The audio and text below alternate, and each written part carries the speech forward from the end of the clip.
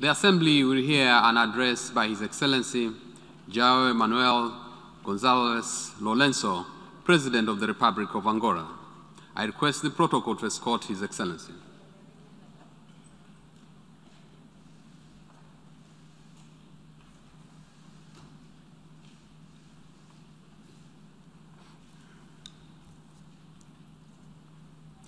On behalf of the General Assembly, I have the honor to welcome to the United Nations His Excellency João Manuel Gonzalez Lourenço, President of the Republic of Angola, and to invite him to address the Assembly.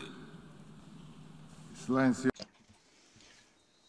Your Excellency, Mr. Abdullah Shahid, President of the 76th Session of the United Nations General Assembly, Heads of State and Government, Mr. Secretary General of the United Nations, ladies and gentlemen. The fact that I can be on this podium to congratulate you in person on your election is a sign of progress in how we are dealing with the COVID-19 virus. We have not yet won the battle against the SARS-CoV-2 virus, but must note that we are overcoming the fears, uncertainties, and the feeling of powerlessness of a year ago, and gradually returning to normal life with all the necessary precautions and a sense of responsibility that is required from all of us. The fight against COVID-19 and its new and frightening variants goes on, and only our combined efforts, without distinctions between rich and poor or based on other types of social categories, is the only way forward for us to fight this pandemic with outcomes that meet our population's expectations of a full return to normal life.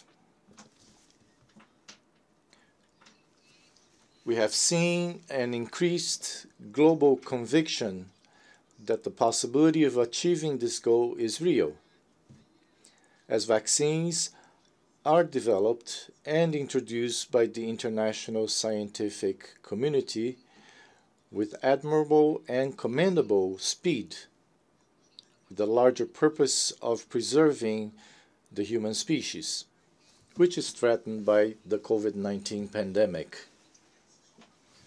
It is therefore urgent that we establish, in practical terms, a general understanding that solidarity and streamlined procedures to access vaccines are the only way to lead the world to victory in the fight against the COVID-19 pandemic, with the broadest possible immunization of the inhabitants of our planet. It is shocking to see the disparity between some nations and others with respect to availability of vaccines. These disparities allow for third doses to be given in some cases, while in other cases, as in Africa, the vast majority of the population has not even received the first dose. The United Nations must discuss and adopt decisions that are favorable toward the release of vaccine production patents, so that they may be produced for an even larger number of countries, making them more accessible to all. The pandemic that we face is global in nature and thus accentuated the link and interdependence among nations. For this reason, the COVID-19 vaccine must be recognized as a good for all community, with universal and open access to allow for wider production and equitable distribution on a global scale. Excellencies, all negative effects and consequences of the COVID-19 pandemic in other places also had a strong impact on the economic and social life in the Republic of Angola. Nonetheless, we were able to act quickly, aggressively, and decisively to contain the spread of the contamination on a scale that allowed us to keep the levels of contagion within the limits of our health structure's response capacity. Yet, an assessment of losses resulting from the COVID-19 pandemic to our national economy provides us with distressing results for which we are now seeking solutions to help mitigate them and relieve the suffering of our population. We have relied on the support and efforts that merit our full appreciation as they provide us with some measure of relief in terms of our financial responsibilities toward our creditors. This allows us to have some capacity to tend to our enormous and multiple needs. In this context of significant degradation in the living conditions of our population and our economic and social fabric, we must engage in deep reflection to find long-lasting solutions that may serve as the basis for rebuilding our economies, which have suffered the most severe impacts from this worldwide health crisis. Excellencies, the Republic of Angola has made major efforts to contribute to peace and stability in Central Africa, in the Great Lakes region, and other parts of our continent. Our sensitivity with respect to issues of peace and war is the result of our long internal conflict that lasted for several decades, which gives us a clear perspective on the importance of seeking solutions for disputes through dialogue and understanding between conflicting parties. We have sought to share our successful Angolan experience with other nations, with the conviction that our action, if well understood, will surely lead to favorable outcomes in ending conflicts and re-establishing peace in some of the affected African countries. There still remain several conflicts in different regions of our planet. There seems to be no end in sight for some of them, due not only to the complex nature of their causes, but above all due to non-compliance with the norms that govern international relations and with the principles of peaceful coexistence among peoples and nations.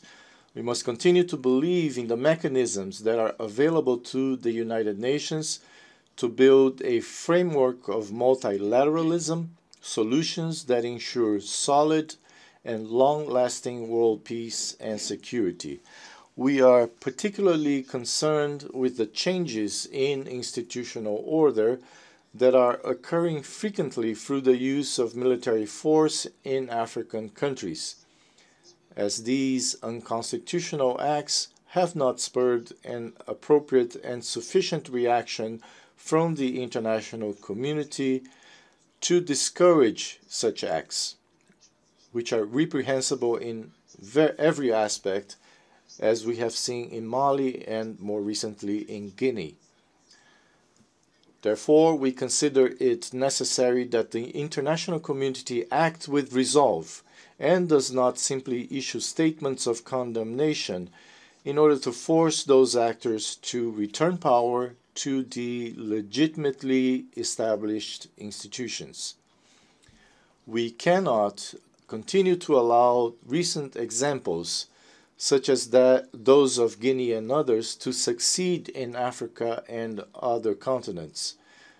This is a great opportunity for the heads of state and government gathered here to demand with a single voice the immediate and unconditional release of the President of the Republic of Guinea, Professor Alpha Condé.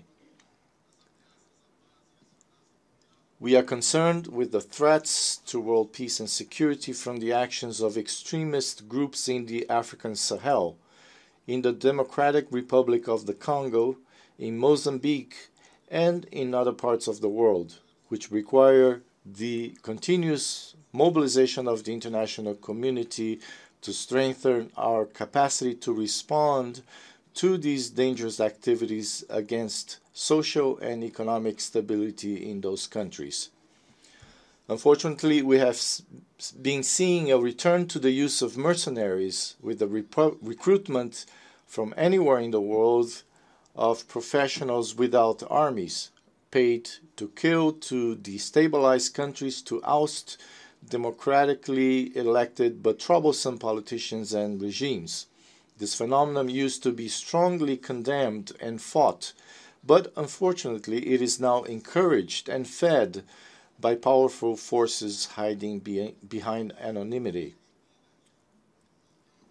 The United Nations, the African Union, and in general the international community must encourage the Ethiopian authorities to find better ways to put an end to the conflict in the Tigray region and counter the threat of a humanitarian catastrophe before it becomes more serious and too late.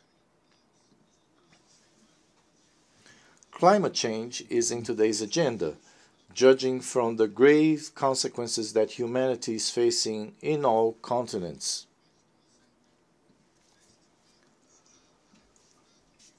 The frequency and ferocity of hurricanes, floods, forest fires, landslides, volcano eruptions, and earthquakes that devastate entire cities and population centers in rural areas, sometimes with a significant toll of deaths, should draw everyone's attention from governments, non-governmental organizations, the academy, scientists, civil society, to the need for concerted efforts to protect planet Earth, our common home, which has been giving us increasingly clear signals that she is not happy with how we treat her and is defending herself in the most violent manner possible.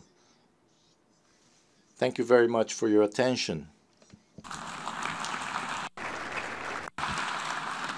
On behalf of the General Assembly, I wish to thank the President of the Republic of Angola for the statement just made, and I request protocol to escort His Excellency.